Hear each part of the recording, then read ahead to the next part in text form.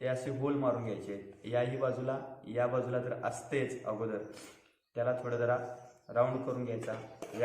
याही डबीला मागे आणि पुढे दोन्ही बाजूला छेद करून घ्यायचा आहे। आणि त्यानंतर ही जी बॉटल आहे हे बॉटलला आपण हेलिकॉप्टरचे पंख बनवण्यासाठी या बॉटलचा आपण उपयोग करून घेऊया।